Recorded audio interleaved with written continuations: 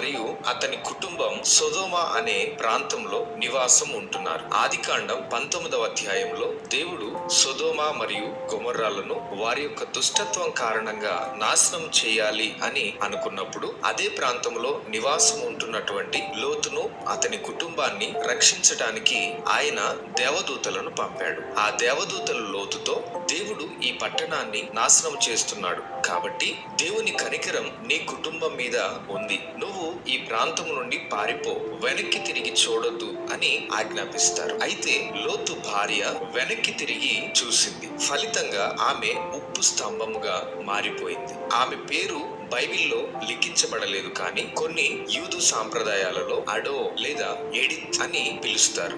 లోతు భార్య ఉప్పు స్తంభముగా మారడానికి గల కారణం మొదటిగా అవిధేయత. ఆమె దేవుని ఆజ్ఞను నేరుగా విస్మరించింది. రెండవదిగా గతం పట్ల అనుబంధం. ఆమె వెనక్కి తిరిగి చూడటం సొదొమలో ఆమె పాత జీవితం పట్ల ఉన్న వాంఛను సూచిస్తుంది.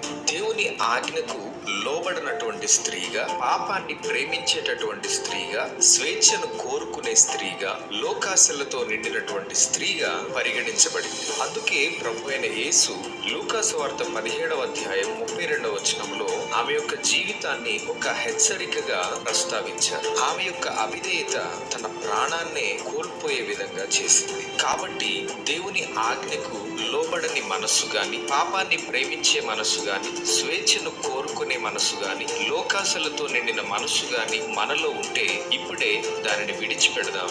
దేవునికి ఇష్టలుగా జీవిద్దాం.